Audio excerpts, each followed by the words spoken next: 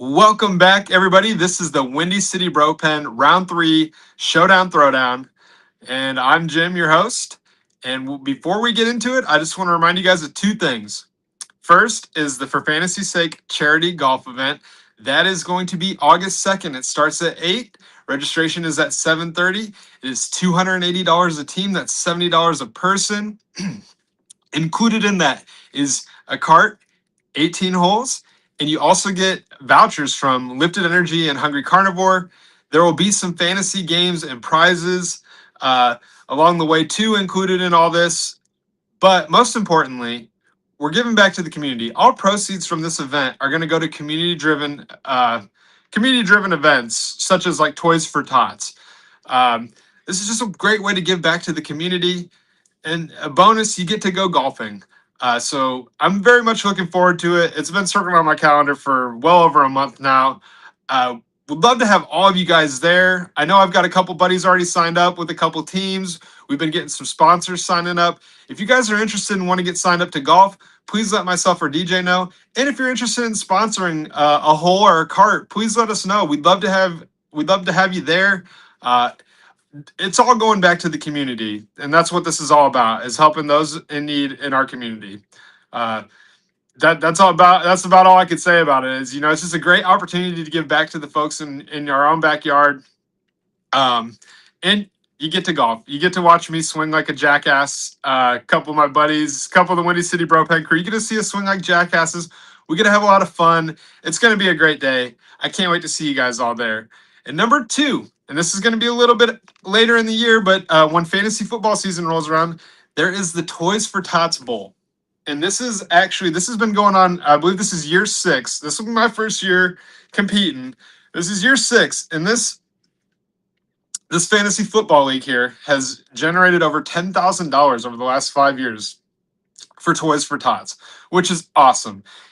This is giving back to kids in such a crucial time. Christmas time, getting kids presents, helping them have a better holiday. That's what it's all about. There's bragging rights. I'd love to take all you on because I do think I'm probably the best fantasy football player alive. So there's that. Come get some. But yeah, definitely, if you're interested in signing up, please let me know. The goal is to get 240 teams.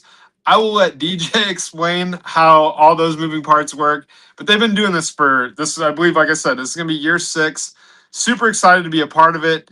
Like I said, you get to compete with local celebrities. I wouldn't say I'm necessarily a celebrity. There's definitely people way more famous than me that are going to be there. But you get to compete with all of us and, see if you're better than us. And like I said, at the end of the day, the most important thing is this is a way to give back to the community. Toys for Tots it's awesome. It's a great way to help folks around Christmas. And I'm very happy to be in this league.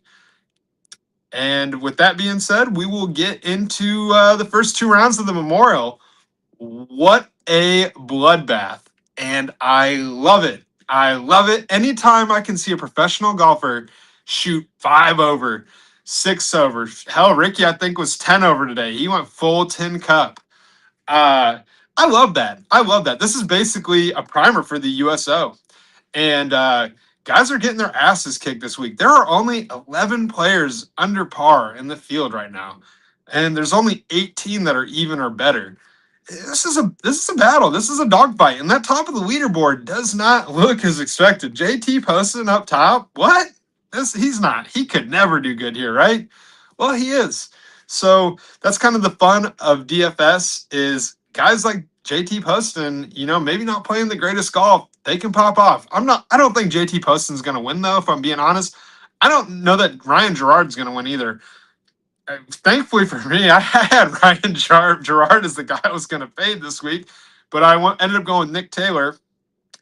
I just don't think Gerard's short game is sustainable. When he has to rely on his around the green game and putting, that's usually when his game goes to hell in a handbasket. He's been all over it here the first 2 days, though. You got to tip your cap to him. He's put himself in position for a chance to win. But me personally, I think the weekend's going to be crazy. I mean, you see some of the best golfers in the world shooting 5, 4, 3 over. It can happen to any of them, man. So I think the weekend's still very much wide open. and it's still anybody's game this weekend. Uh, as far as like a guy I'm looking to fade tomorrow for round 3 showdown, I think Alex Fitzpatrick's probably going to be the guy that I'm going to fade tomorrow.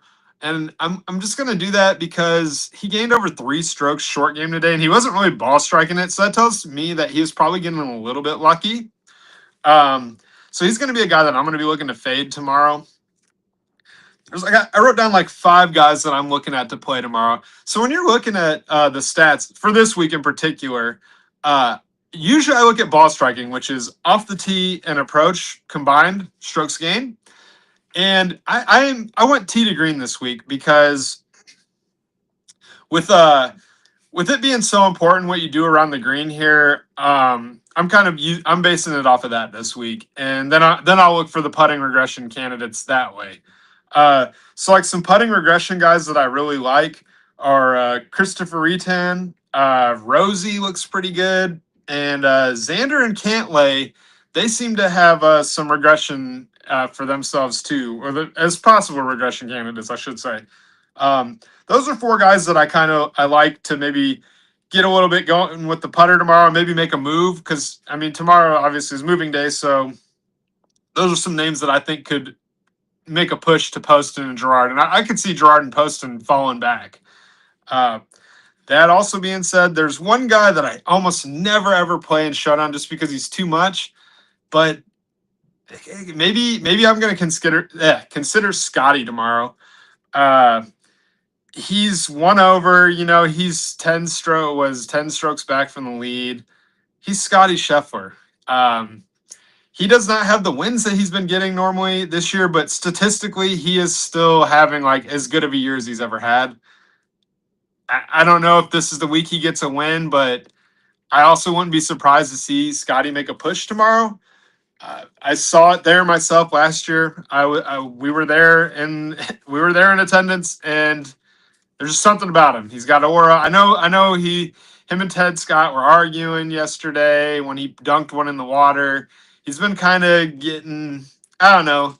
He's kind of been a little prissy, I guess you would say, the first couple days. But he's the best player in the world, so he could definitely get hot tomorrow. And with the way it's playing, it's hard to shoot under par here. So like, it's going to be a little bit different as far as like how I approach Showdown. Like usually I'm just looking for bucket getters, right? Guys that could get me 5-6 birdies. More potentially on what we're looking at. I don't know to ship tomorrow. Like, yeah, you'll have to have the guys that are playing well, but there's not many guys playing well each day. There's only so many golfers you can play. So I'll dig into the ownership on Scotty and kind of see what the field's looking to do. But he's definitely in consideration for me tomorrow just because it's Scotty, and I think he could make the push. And you combine that with like how everyone's playing as far as like, I don't know, anybody seems like it could go their way, or you could just get absolutely destroyed. Maybe that opens me up to Scotty, but if I go look at his ownership and he's 40%, like I'm probably just going to do the usual and fade him. But I'm just saying he's in consideration for me for this Showdown slate. Usually Scotty's not in consideration for me because usually 13,000+ is just too much to spend. When you consider the quality of golfer you're getting down there, but this is a signature event. It's a small field. I think we had 54 people make the cut. So maybe it's a little different this week for him. I don't really have a ton else for you guys as far as tonight goes. This has been a great tournament so far. Like I said, I love these types of tournaments where guys are just constantly struggling, not looking themselves. This course makes them think. It makes them try. I love seeing them get pissed off because some of these guys, in their heart of hearts, they love those 20 to 25 under tournaments. They love that easy shit. And I love to see them sweat. I want to see the best in the world get challenged. I hate watching a birdie fest where it's just a putting contest. I want to see these guys have to really work around the course. Jack Nicklaus has this course set up excellent. I mean, that's the GOAT, maybe besides Tiger, right? And he takes a lot of pride in this tournament. He doesn't want this to be some cupcake tournament. He wants this to be a challenge to the golfers because I think deep in his heart, he thinks that some of these guys are soft. And I got to agree with him. You know, let's play a real golf tournament. And I think that's what we're getting this week. It's a really good primer for the USO. I think you can learn a lot from this week headed into the US Open. Probably be very somewhat similar type of setting. The scoring will probably be a little bit harder at the US Open in my expectations, but this is as close as you're going to get for a non-major, I think. So that's been fun. I hope you guys get to watch some this weekend because it really is a great tournament. It's my favorite non-major tournament besides the Players, of course. But I look forward to this one every year. Jack's Place is awesome. Walking the course last year, you could feel just like the aura, if you will, like you could just feel it there, and it should be an exciting weekend. I'll be very interested to see how the leaderboard ends up tomorrow night when they're all said and done with round 3, because I think we will have some fireworks Sunday. It's just set up that way. This is a tough course, and guys are going to be feeling that pressure up top, and it's really going to be make or break come Sunday. So I'm very much looking forward to seeing how this weekend plays out, and I'll be back with you guys on Sunday. Also, as far as Windy City Bro Pen goes, I know CP and I have been talking. We want to do some Bears stuff with you, obviously with the news about the Bears going to Hammond, more than likely. I mean, it sounds like it's almost a done deal. We want to talk about that. There's been some trades. There's been some other Bears stuff, too, that we want to get into. Looking to maybe get that going next week. Just got to get our schedules aligned. But we'll be looking to do some football coming up next week. And if not next week, it'll be the week after. But we'll be getting into that with you guys. But that's going to be it for me tonight. You guys have a good Friday night and enjoy your weekend. Take it easy.